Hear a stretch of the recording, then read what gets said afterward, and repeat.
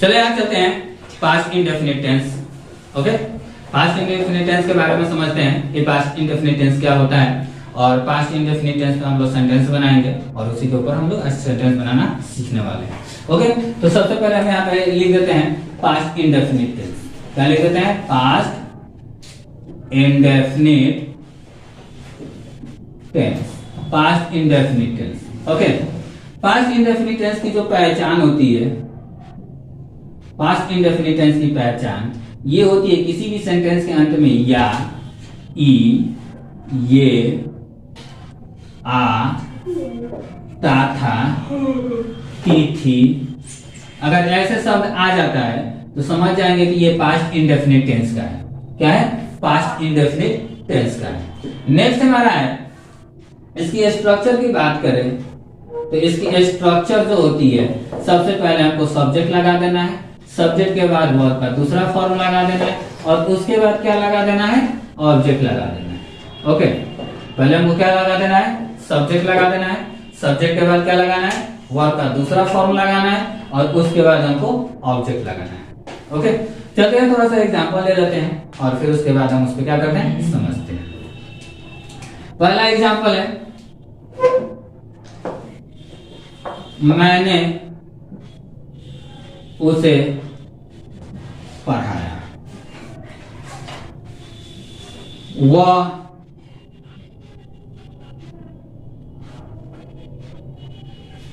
मुझे देखा, आप वहां गए। तीन सेंटेंसेस है, ये तीनों सेंटेंसेस हमारा जो है अफर्मेटिव। तीनों सेंटेंसेस क्या है? अफर्मेटिव है। देखते हैं, पहला है मैंने उसे पढ़ाया। अब मैंने उसे पढ़ाया, पहले इसको हम बना देते हैं। ये जैसे मैंने का इंग्लिश क्या होता है?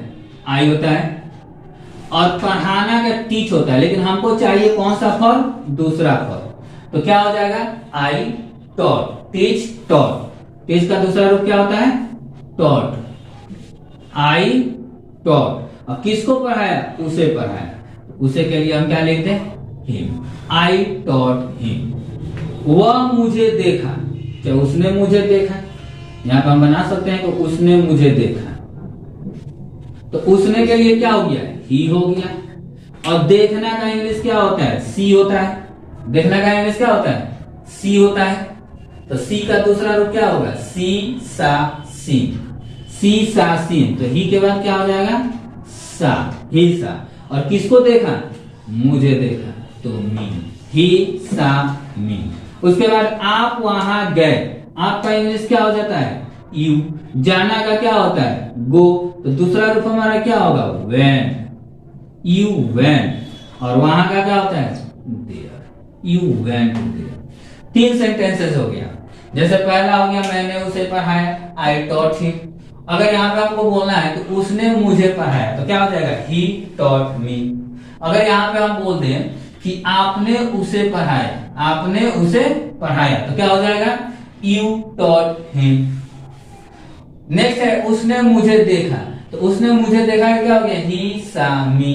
दूसरा है, अब मान लो यहाँ पे उसने के जवाब पे अगर हम लिख दे आप मुझे देखें, आप मुझे देखें, तो यू सा मी।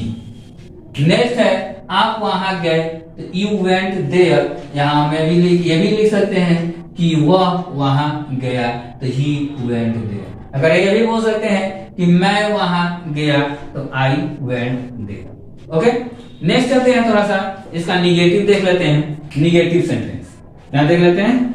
निगेटिव।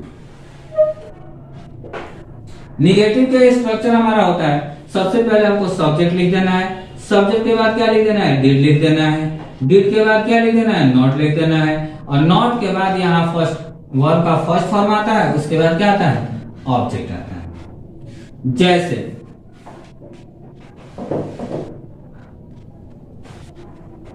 जैसे में आप वहां नहीं गए, आप वहां नहीं गए। वह यहां नहीं आया, वह यहां नहीं आया। बस 2 सेंटेंस देखते हैं, उससे ज्यादा नहीं देखेंगे। ओके, आप वहां नहीं गए, तो आपका क्या हो जाएगा? यू हो जाएगा। आपका क्या हो जाएगा? यू हो जाएगा। नहीं है तो क्या लगाएंगे? डिड नॉट लगाएंगे। जाना का क्या होता है? गो। और कहा है? वहां, तो क्या हो जाएगा?